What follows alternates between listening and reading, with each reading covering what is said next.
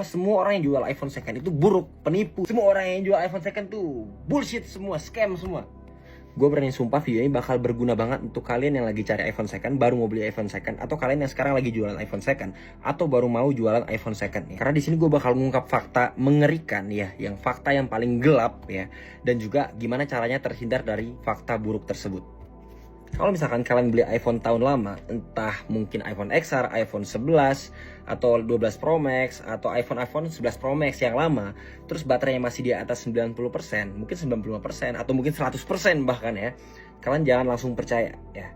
Khususnya kalau misalkan itu iPhone Inter ya. Di sini gue nggak bilang bahwa iPhone Inter itu buruk dan segala macam, enggak juga. Tapi di sini kalian semua perlu tahu bahwa sekarang udah susah banget untuk membedakan ya, mana baterai yang ori, mana yang enggak ya. Jadi kalau misalkan kalian mau tahu, oh kalau misalkan baterainya udah diganti kan pasti ada tulisan komponen tidak dikenal. Kalau misalkan kalian tukang servis atau kalian apapun, kalian tahu pasti kalau misalkan kita ganti baterai kita bisa pindah semacam chipnya.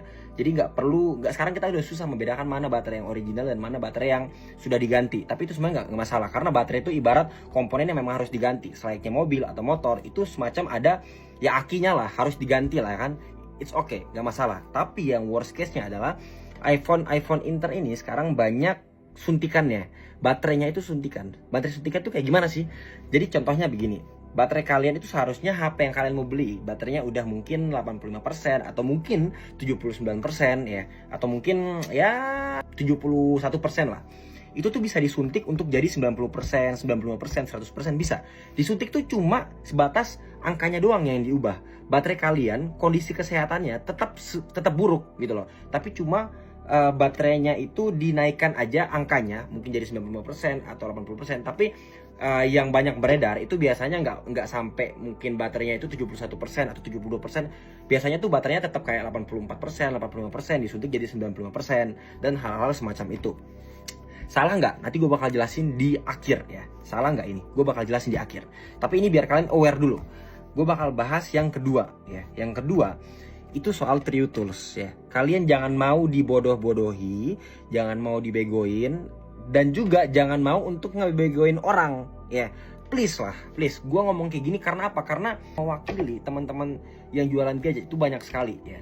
Karena di luar sana banyak banget orang yang nipu orang dan segala macam soal hal ini. Kenapa gue bilang kayak gitu? True Tools itu bisa direkayasa ya. Kalian jangan bilang True Tools hijau semua berarti barangnya belum pernah diganti, spare partnya belum pernah diganti atau hal-hal semacamnya. Kalian jangan berpikir seperti itu. Karena apa? True Tools itu bisa diganti. Pemain lama pasti tahu ini. True Tools yang merah itu bisa dibikin hijau. Jadi kalian jangan patokannya cuma ke True Tools aja. Jangan ya, jangan pernah ya. Itu fakta kedua yang bakal banyak orang yang nggak suka sama gue ketika gue ngomong ini. Di sini gue cuma bakal ngomong dua fakta aja yang mungkin sekiranya udah banyak banget orang yang bakal ngehujat gue kali ini. Tapi it's okay. Sekarang gue bakal jelasin garis besarnya. Sekarang begini, kalau misalkan kalian sebagai customer memutuskan untuk beli iPhone second ya, itu namanya iPhone bekas ya. Kalian harus sudah tahu konsekuensinya ya. Kalian mau iBox pun ya, gue kasih tahu sisi ketiganya. Kalian pikir iPhone iBox itu, misalkan contoh iPhone second iBox ya, itu belum tentu juga pure iBox. Itu bisa disuntik juga, bisa diubah kode regionnya ya. Kalian kalau ini gue ngomong kayak gini gue bakal dibenci banget. Tapi ini semua orang harus tahu. Karena gue udah muak dengan orang-orang yang nipu sana sini. Ujung-ujungnya yang kena yang penjual-penjual yang jujur. Gue gak bilang gue jujur, tapi banyak teman-teman gue yang jujur yang tetap kena juga gitu loh. Yang tetap kena kayak, oh lu dibilang iBox suntikan dan segala macam. Ini gue kasih tahu fakta ke kalian semua. Tadi gue udah jelasin semua fakta-faktanya. Sekarang kita kembali lagi ke poin awalnya. Kalau misalkan sekarang kalian lagi cari iPhone ya, semua itu kita udah nggak bisa untuk melihat lagi kayak cuma True Tools, atau kita nggak bisa cuma sekedar lihat dari angka BH-nya aja. Gimana caranya biar kalian dapat seller yang jujur? Kalian harus cari tahu gitu loh. Kalian harus tanya. Gini, sebenarnya nggak ada masalah ya, mau baterai disuntik ataupun True Tools-nya udah diganti segala macam, itu nggak ada masalah kalau penjualnya jujur dari awal. Ingat, kalau penjualnya jujur dari awal. Tapi kalau dari awal kalian rasa ada yang janggal, terus kalian tanya ke penjualnya nggak jujur, itu baru salah ya. Tapi kalau misalkan dari awal, sama kayak toko gue yang sekarang, toko gue yang bahkan sampai sekarang masih berdiri, gue udah di bisnis ini udah lama banget. Jadi kalian yang ngomong gue nggak tahu apa-apa, please kalian diem ya. Karena gue udah di bisnis ini udah lama banget. Jadi misalkan kalian cek sendiri. Dan juga yang perlu kalian semua tahu adalah ada harga, ada kualitas. Kalian sebagai customer juga nggak boleh nggak tahu diri ya. Karena apa? Kalian kalau mau beli barang yang bagus banget, yang masih perawan banget, ya udah kalian beli barang iBox aja, yang masih baru, yang brand new in box ya. Beda.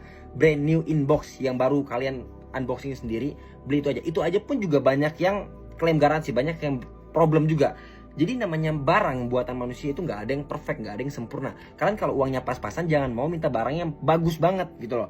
Kalian kalau misalkan uangnya banyak ya belinya yang baru aja gitu loh. Di toko-toko iPhone, teman-teman yang jual iPhone second tuh biasa mereka juga sediakan kok iPhone yang baru, bahkan harganya bisa lebih murah daripada harga SRP, harga yang ada di iBox ataupun Erafone, walaupun barangnya sama gitu loh. Entah mereka memanfaatkan sistem ini, sistem itu, setidaknya harganya bisa lebih murah atau apa. Jadi kalian jangan pikir bahwa semua orang yang jual iPhone second itu buruk, penipu. Jangan berpikir seperti itu gitu loh. Karena itu semua kembali ke kalian, karena ada marketnya gitu loh. Kalian kalau misalkan ngerasa seperti itu ya udah gitu loh. Kalian nggak usah beli iPhone second, belilah iPhone yang baru. Ya kita juga jual iPhone baru kok. Kita juga nggak cuma jual iPhone second aja gitu loh. Di sini gue bukan mau menjelekkan penjual. Di sini gue mau untuk mengkoreksi ya pemahaman-pemahaman yang salah ya. Entah dari customer, entah dari penjual ya. Bahkan ke seluruh karyawan gue selalu bilang ke mereka, kita nggak apa-apa kita jujur di awal ya. Misalkan contohnya baterai ini suntikan ya, partnya apa yang pernah diganti, mending kita jujur semua di awal. Kalau misalkan customer nggak mau beli ya udah gitu loh. Tapi semua lagi kita kembali ke after salesnya, garansinya gitu loh. Kayak kita bilang, kak maaf, ini kemungkinan baterainya 90%, kemungkinan suntikan ya mungkin aslinya 84%, 87%, 85%, mungkin disuntik mungkin 95%. Makanya kemungkinan besar BH-nya akan cepat turun ya dalam waktu 1 minggu atau waktu 2 minggu, 3 minggu, tiba-tiba udah turun 3 atau 4. Tapi kakak nggak perlu khawatir ya, kalau misalkan baterai ini ada kendala seperti mati total, atau misalkan baterainya tiba-tiba dari 100% tiba-tiba turun ke ya 10% dalam waktu singkat ya, kita ada garansinya. Kita berani tukar unit, kita berani refund atau hal-hal semacam itu. Ya yang penting itu garansinya. Yang bisa kalian customer pegang dari omongan penjual adalah garansinya. Kalau misalkan mereka nggak bisa tanggung jawab atas garansi mereka, ya berarti kalian bisa anggap penjual tersebut penipu. Tapi kembali lagi, kalian sebagai customer juga harus tahu diri. Kenapa gue bilang harus tahu diri?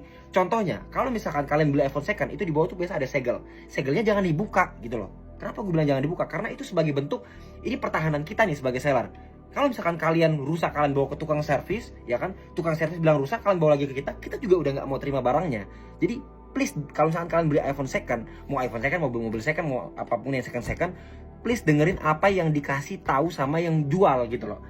Jadi kalau misalnya yang jual udah kasih tahu ketentuannya, kalian ikutin, jangan mau kalian sendiri gitu loh. Cara terhindar itu cuma satu gitu loh, cari penjual yang jujur, yang mau terbuka dari awal, dan yang mau ngasih garansi dan after sales yang jelas.